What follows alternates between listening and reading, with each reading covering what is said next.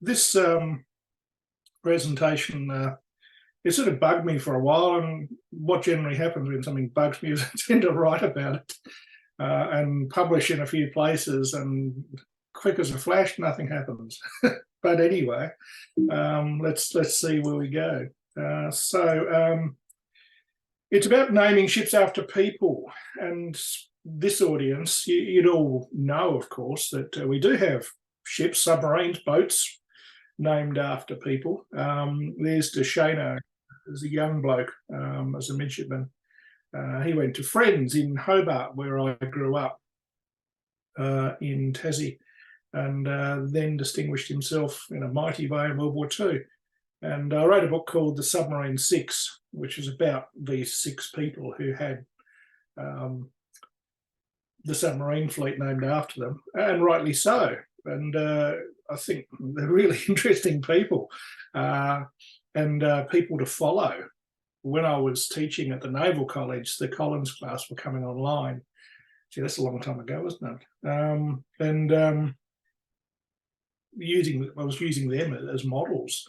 If you want to have a successful naval career, study Collins and see how he did it. If you want to become a mercurial leader, somebody who people want to follow, read up on Waller. Nobody better. Had this personality that made people love him, and they wanted to. People queued up to get onto Waller's ship in a way that they hadn't done, I think, in many other RAN people's careers. What made him different? So sad that he died in the sinking of Perth, of course. So as you, this qualified audience as you are, you would know quickly that, geez, Lewis, you made a mistake there in that first slide, because there are other people who've had ships named after them. And there they are. There's Chills, and there's Creswell and Stirling. And what I'm arguing is that's not enough. I think we should have more. There are many worthy people who we should be naming ships after. Why do we name ships the way we do? In Australia, it seems to be different. The Americans and the British, as I'll show, don't do this. They name ships after people much more than we do. And so, something to think about there. Anyway, let's press on. So there's a few names that we could have, that I'll argue. And I won't go through. I hate people who read their slides. But if you have a look on the right, they're the ones I started with, and those other two columns on the left and centre, they're some that I picked out, who I'm arguing that we could name ships after these people as well. They're all people. It's not an exclusive list. There are others. And it tends to be dominated by World War II. There are others who we could name ships after from World War I, from Korea, although Bracegirdle served in Korea. There's an interesting thing I was looking at the other day. We've never had a Prime Minister who's served in the Navy that I know of. We've had Prime Ministers, I think it's 4, who've served in the armed forces. The ones who served in the RAF, for example, Gorton and Whitlam, who was a navigator on bombers. Gorton was a fighter pilot, and that's where he got his famous face from, smashing it against the dashboard of a fighter that crash landed. And there've been 2 army chaps. But maybe it's maybe the Navy being the smallest service, we're sort of always been in the background. Let's change it. So some of this relates to this disadvantage we had in World War II. And I'm sure I bored you all to tears with things like Teddy Sheean. I had 2 books published on him. One was called Honour Denied, and that was, he had his honour denied. And I campaigned a bit in the background, I must say, behind people like Guy Barnett and Gary Ivory, who's Teddy Sheean's nephew, who both in Tasmania. Guy Barnett's a leading politician down there who wrote a book on Tasmanian Victorian Victoria Cross people. He got interested in the concept of why hasn't Sheean got a Victoria Cross. So we did campaign a lot. On a Denied came out. It's the only biography that's been written of Sheean at the time. And then it's been replaced with that one down the bottom right there, Sheean VC. Essentially the same book, but having now been able to put it into perspective, he got the VC. Great. That picture on the front cover is actually the VC being engraved in Hancock's in London. The publisher CEO he knows one of the jewellers who works at Hancock's, and he got permission to bring in a macro camera to see that bit of bronze being changed to a piece of metal that suddenly was worth nothing, and now it's worth, suddenly, by simply engraving it on the back, it was worth $1 million. And it's now in the War Memorial, just down the road from where I'm sitting today. But in World War II, and the two books show this extensively, we only had the ability to apply posthumously for one of two decorations. One was the mention in dispatches, and you can see it there. It's that little badge that's pinned onto the medal ribbon of the appropriate medal, or the VC. And we had to apply through London. We had to apply through the Admiralty in London. There's thousands of words in the book as to why, but in the main, it's because we're the daughter service, and it takes time to make navies, doesn't it? And I think it's easier to make armies. It's not so easy to make air forces, but it's very hard to make a group of people who can consistently go down to the water and sail a ship. And the British found that out. They had a standing navy much longer before they had a standing army in Cromwell's time, the New Model Army. And you simply took up people as you needed them. You had some expert soldiers, of course, but navy, you had to have a standing navy, and that's why it's the senior service, and they get to go first in the march, which is really interesting, I think. But Britain was fighting for its life in 1941, 42, especially, and Teddy Sheean dying on the 1st of December 42. The colonials out there in the rest of the world, and there's a bit of paper on a desk that needs to be pushed around, and VC, who is this Sheean chap? We haven't got any evidence. It's so easy to see that it just didn't get up. And it's grossly unfair that we had to do that. The RAF and the Army were processed in Australia, and the Navy weren't. I'm probably Australia's most boring person if I get started on this topic, so I'll leave it. But before I do, how many other VC candidates should we have had processed at the time? Rankin, I think, definitely. Waller, Ron Taylor from the Yarra gunner, alongside Sheean, if you like, did the same sort of thing. Anyway, let's move on. We did have a ship named after a person recently, Jules, in 2011. It was one of Julia Gillard's decision, and I think she pushed it quite strongly from what I heard. There's his service on the left-hand side. Outstanding, good chap. And made the great decision, as my parents did with me, to come out from Britain and seek a new life in Australia in the 1920s. And such a consistent performer that he volunteered to stay on after World War II and finally retired in 1956 and only died somewhat 12 years ago. And there's Jules down the bottom right there. Good idea in many respects. At least it brings his name brings his name forward. Some people sort of have said, well, look, hang on, he only got that because he was the last man standing in the Navy from World War One. Yeah, okay, but he's with us, good on him. And we've got, there I spent 5 years, Creswell, and my office was just to the left-hand side of the clock tower. Most of the time I had two, after one after the other. But Creswell, of course, named after the founder of our Navy. And I remember writing a little biography of him, which got published in a few places. he was a sterling advocate for Navy. There was a big demonstration of Army firepower when the Army got its service up in 1901, and they were doing a shoot, and it was in the coast of Sydney somewhere, and he pointed out, probably annoyingly so, that the Army might be great with their artillery and their infantry and cavalry and so on, and good chaps, but nothing the Army could do could stop a foreign navy from coming up to within 3 or 4 miles of our coast and bombarding us with artillery. In Sydney, Melbourne, Hobart, Adelaide, Brisbane, and as I imagine you know, the great Bob Nichols did a wonderful job, as did others, about colonial navies, as they were called. And Creswell pushed very strongly for us to have our own navy, and eventually, of course, it got up.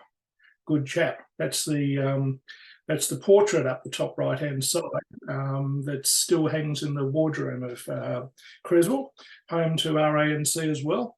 And that's the memorial down there on the top left, which we always went down to for Anzac Day, dawn service. Great place to have the dawn service, and Voyager has their service there as well. There's always a kangaroo that hops across. And I think, do you have that kangaroo in a box? Yes. Stirling, named after Stirling RN, who landed in Western Australia, the Garden Island in Western Australia, of course, not in Sydney. And well done. And sometimes I wonder if we sort of get a bit of a push sooner or later to change the name of somewhere like Stirling in Western Australia because he was a Brit. And so, well, have to name it after an Australian. Okay, I'll keep quiet about that. Let's keep the name as is, I suppose. But maybe at least if we had to, we could find somebody who's an Australian. So here's some potential ship names. Francis Ems, who dear to my heart because I spent so much time in Darwin. In the middle of the big picture up the top is HMAS Deloraine, which sank the I-124 outside the harbour on the 20th of January. 80-man submarine still remains there. The dry dock to the right, and I think that's Zealandia sinking on the right. He was at the boom net, which is about 8 kilometres in a straight line down the harbour, enormous harbour, as you know if you've been there, 3 times the size of Sydney's. And that was where the first attack happened. There were 9 Zero fighters that had strafed aircraft on the deck at Bathurst Island. And then they cut the corner rather than make the big circle to attack from the south. And they knew they weren't supposed to get in the bombers' way because the bombers wanted the element of surprise. So they found a target of opportunity, which was the boom net, stretched across the harbour, and all these ugly little ships that had to service the boom net. There was Ems, and that was his action station. Off he went and fought very well. He was a cook, and he'd actually been in a different category, and his eyesight started going, and he wanted to stay in the Navy, so he applied, and he was told he could retrain as a cook. Off he went. He got taken on board the Menunda, which was a hospital ship, and died later that day of his wounds. So HMAS Ems, perhaps. And speaking of fighting sailors, Ron Taylor, whose family is very upset. I've spoken to him a number of times, and they're upset that he didn't get a VC. He hasn't actually got anything at all. He has no medal that they can say is, that's Ron Taylor's, Buck Taylor's as he was known. And as you know, the inquiry into the Sheean VC and so on, it swept up a lot of these other things. And one of the things that the first inquiry was asked to do was the procedure followed properly, which was a bit of an odd way to ask them to inquire. Well, they did their job. The procedure was followed correctly. It was a horrible procedure having to apply to Britain. But they did their job. And as a result, Rankin and Taylor, who fought it really well on board Yarra, have got nothing. So the ship, as you know, has got her honour. Great. But this is a bloke who was the sole escort for a convoy.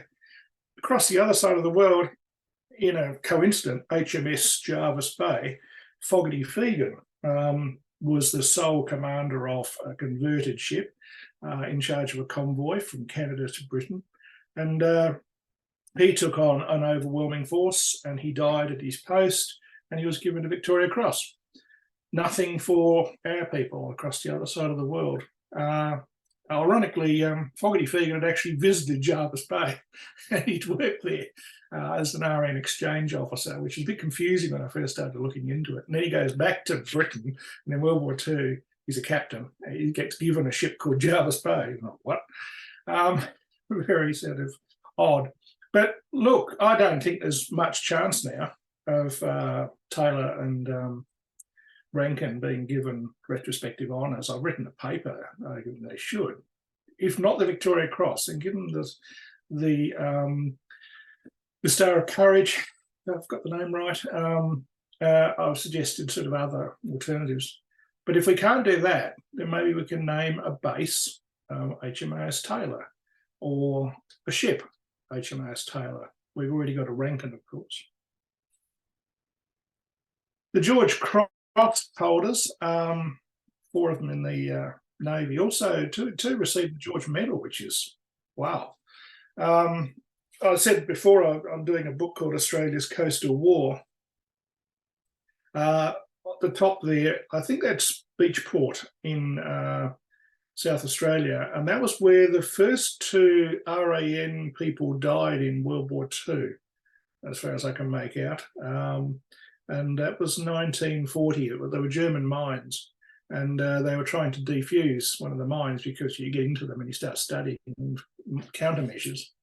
It blew up and killed these 2 seamen on a beach, on a lonely beach in Beachport in South Australia. That mine in the middle is the one that I have photographed. It's in the main street in Robe, which is just up the road. And this is sort of quiet, daring, desperate, brave, incredibly brave work. So much cold-blooded courage that these people displayed. I don't know what Goldsworthy is smiling about there, but maybe he's just got it right or something. But if you look into these fellows' careers and what they did, you're just impressed by. It's not in the face of the enemy, of course. It's not a Victoria Cross. But their names aren't really remembered by anybody now, except for people like us in presentations like this. Let's name ships after them. A more modern fellow, Buck Rogers, as he's known, named after the science fiction character on board Voyager. And I'm sure you already know that story, that tragic story of how they couldn't get out of that tiny little forward hatch. It was only used to pass down supplies and so on. This big chap.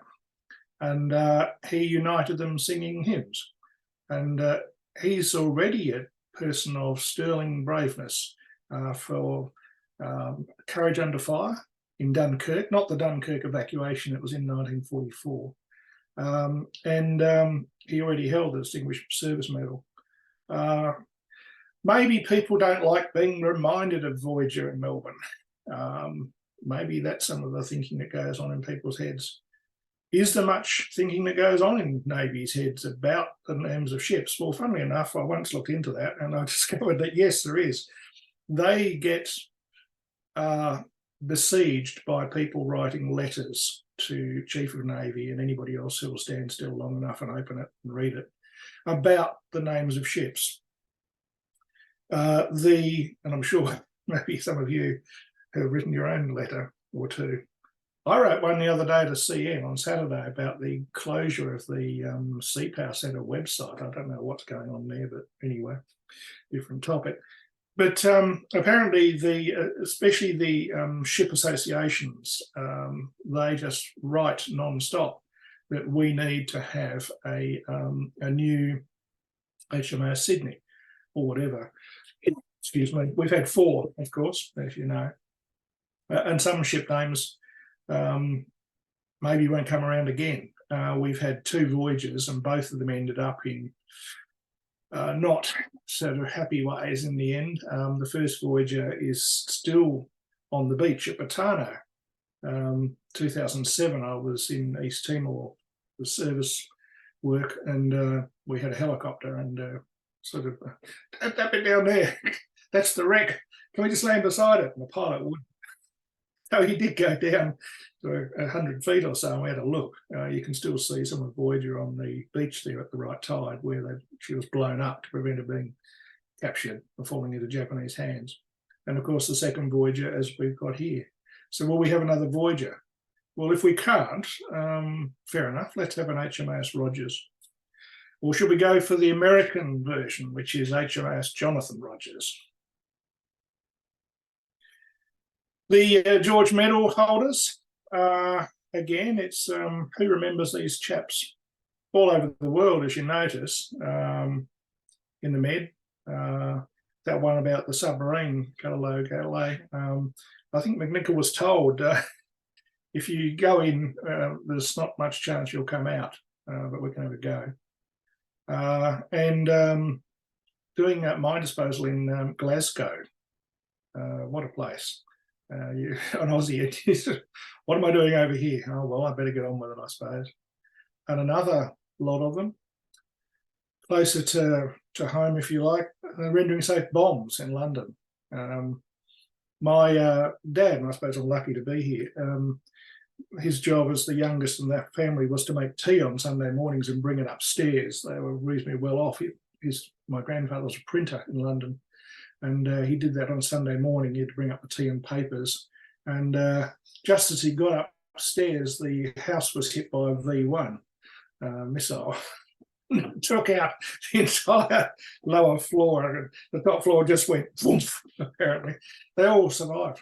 They all got out.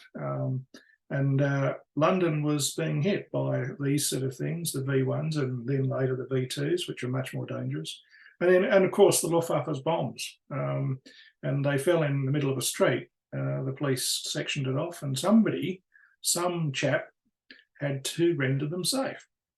You couldn't explode it where it was. It would take out another 20 houses. You couldn't move it. So, sterling work. Look at Wadsley there, eh? He gets a bar as well. He gets it twice. This is an unusual one. Rhodes was posted to the RN. He was serving with the Royal Navy on board this ship, Kashmir, and she was sunk during operations to defend Crete, a horrible battle area. Just reading Evelyn Waugh's his autobiography the other day, he said there, that was a real shamble. But the navies, Australian units there as well, did a great job. And I remember reading a soldier's account. He said the beaches were a shambles, and then he said out of the darkness, suddenly there was a couple of shouts from sailors and to keep quiet, and then this sterling voice came in very clipped accent. I am a naval officer, I am the beach master, and this is my beach. Do as you're told. And he said, the Navy's here, we're saved. So, yeah. There he did. He climbed up on that gun, apparently, and the ship was doing sideways things at the time. And he went on to be commissioned and survived the war and went into agriculture, I think. The difference for him. So if you're going to name ships after, well, I suppose, people who've been given medals and distinguish themselves in this way, is that the criteria? Would Navy want to have some sort of criteria? I suppose they would. Do they have to be bemedaled? Do they have to be in some sort of sterling action like Rhodes? Or could they go on to simply be somebody who just did their duty, did it really, really well, and everybody I've met who served with Howden, and you look at those faces there in the photo as Howden's being taken off to the breakers. Everybody I met who served with Howden said pretty much the same thing. "Oh, Harry is a bit of a mad bugger. They should name a ship after him." Okay, but they haven't.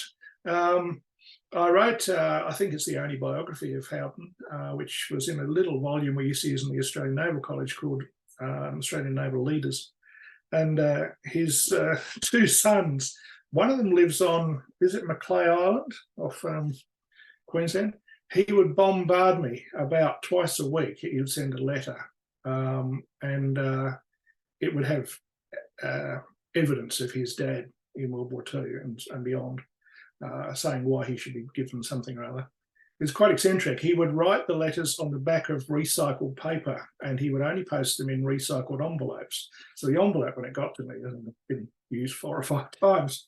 His other son was called Merlin, was an academic. Merlin, great name, eh?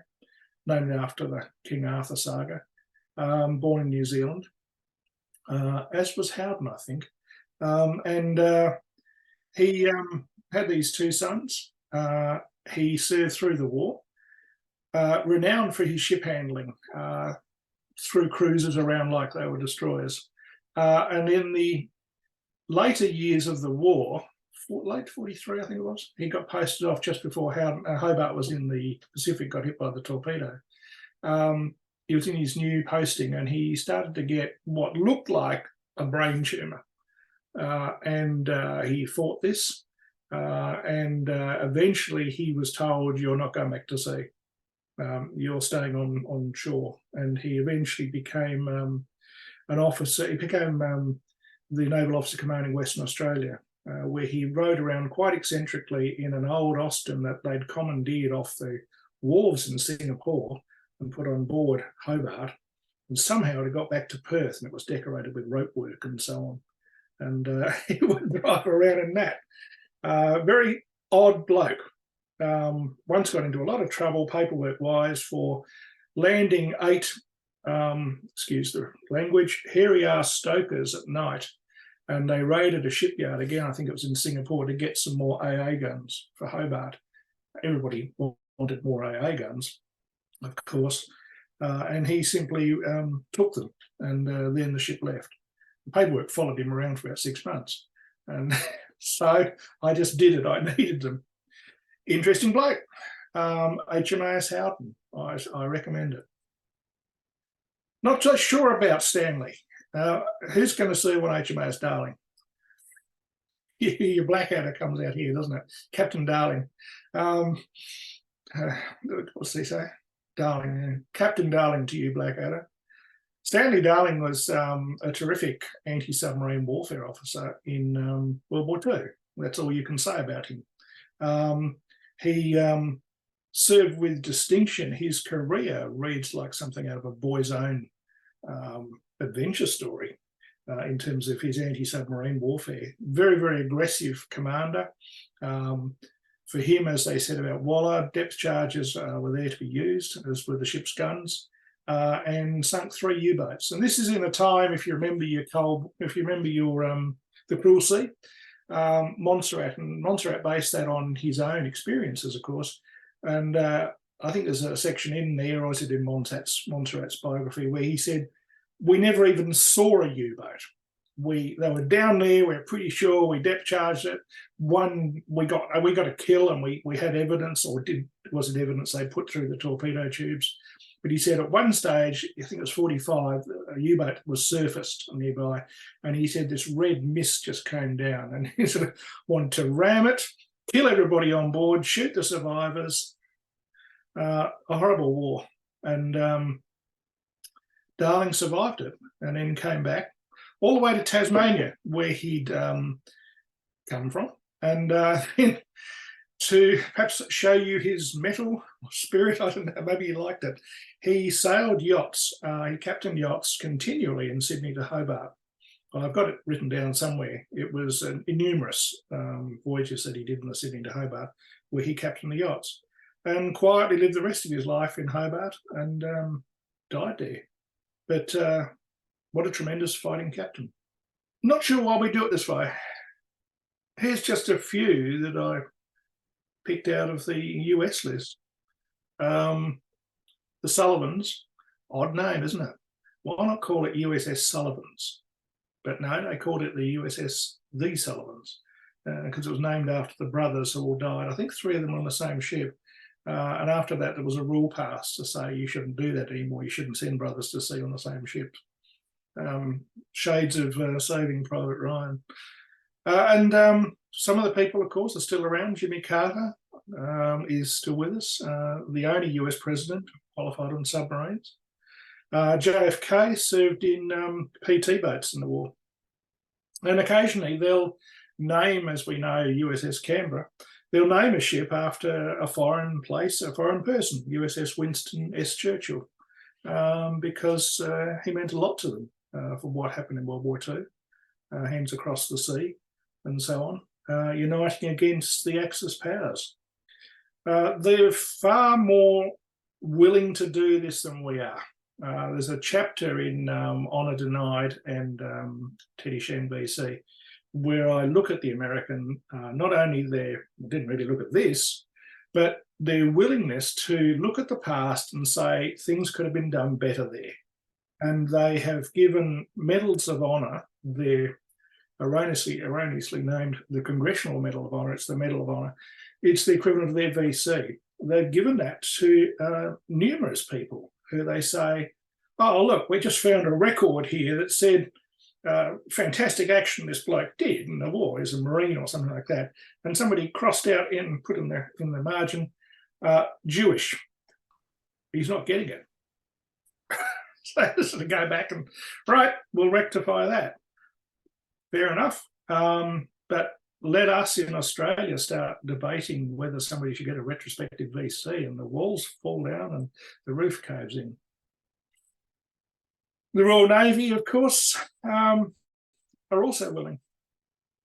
The list of names that they have with ship names named after people is tremendous. And oddly, perhaps they'll do it with somebody who is an army chap. I didn't come across any Air Force ones that I remember, but Wellington, of course, who's General Wellington, Lord Wellington, who was the victor at Waterloo over Napoleon, and later became Prime Minister in Britain. St. Vincent, after Admiral of the Fleet John Jarvis, Jarvis Bay. I once did a ABC radio talkback program. I was doing a bit of public relations work down at Creswell, and that came up as it was on the ABC. Is it Jarvis or Jervis? That's like 20 callers. I was upset by it. I went for the Jarvis option because he was old Jarvie. And there you can see a list of other names, some familiar, some not. Drake, Hawke, and Melville, after whom that big island is named north of Darwin. Prime Minister Pitt was an odd one. He was around in almost Napoleon's time. I wouldn't have named a ship after him, but he did a good job apparently. Robert Scott, explorer. So you don't even have to be a military person to get your name up in lights with HMS in front of it.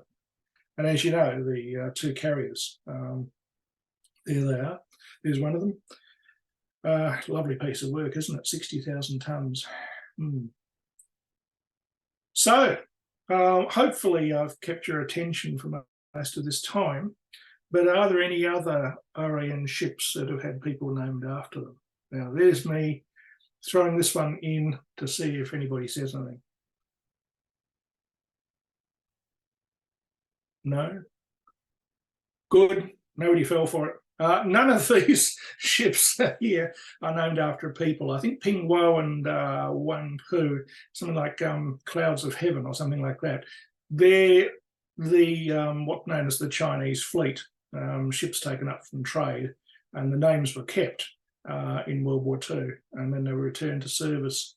And of course, I imagine you've all got your own copy. Where's Joe's book? No, I can't. There it is. Joe Strazik's great book, the A to Z of HMAS names. Look at the length of it. It's a couple of hundred pages there. Well done, Joe. But they're all in that sort of thing. You can look them up. There are some very odd ships. there's one that comes to mind, HMAS Patricia Cam. She got sunk by the Japanese. She's a little float plane, sunk it. She was a lugger going to Darwin from Milingimbi, if I remember rightly. And she got sunk. I should have probably included her before, but she came and went so quickly. And Reverend Kentish was captured by the Japanese float plane, which landed on the water, and they took him away. And he was later executed in an act of revenge by an angry Japanese. He has a road named after him south of Darwin. Actually, in Darwin, they've got all the ship names that were in the harbour, 56 of them. They've got a lot of them as street names around Darwin. Birmingham Street is in one of the suburbs nearby Stuart Park, and that's Mark Birmingham, who was the captain of USS Peary when she got sunk by the Japanese. It was a destroyer, and her remains are still there. The wreck's still there. The propellers were discovered 3 kilometres away about 4 years ago. So you do sort of find the names crop up, but if nobody else has fallen for the other one, so HMAS Patricia Cam, is there any other ship that you can think of in the Navy service that was named after a person? No, there we go. Is that one? HMAS Wyatt Earp. How odd. Named after the famous, if you like, peaceman, gunfighter, some people say, in American history, the last stand of the OK Corral. And I did see some paperwork that said when she was brought out of trade, one of the conditions was that she had to keep the name. She'd been an Antarctic research vessel, or she went down to the Antarctic with supplies. And she was kept as Wyatt Earp, but she was very promptly renamed Wongala a couple of months later. Then, strangely enough, after the war, she was renamed as Wyatt Earp again. What? Sold 1951, renamed Wongala, and then renamed Natone, and finally wrecked in Queensland in 1959. So that brings me pretty much to my conclusion. However, in conclusion, that's what I'd urge, that this is something that, why not? I fire the paper off now and again. But if you think it's worth supporting, instead of naming ships after rivers, and I know Torrens and so on is a great name. We've only ever had one HMAS Tasmania. We name them after states, rivers, capes. Instead of all of these rather odd names, let's keep doing the great names from World War II. I just really want to see another HMAS Deloraine because she sunk the first Japanese submarine. And Commander Menlove, strange name, Lieutenant Commander Menlove was a great ship driver and teamwork and leadership manager. So I'd love to see another HMAS Deloraine. But there's so many other names of people that we could be using. So what I suggest is, in the words of the Sheean submarine, fight on. Thank you. Happy to talk. Thank you, Tom. Wonderful presentation. Lots of food for thought too, and thank you for running through so many names and reminding us of the number of heroes that we have had in the RA. And just from my perspective, I think the Navy and Chief of Navy is very conscious of honouring these people. And at the recruit school and down at Creswell, divisions are being named after them. Taylor Division down at Cerberus, and at Creswell we've got the Martin Division and Griffiths House. So I think there's a conscious decision going the next step and naming ships.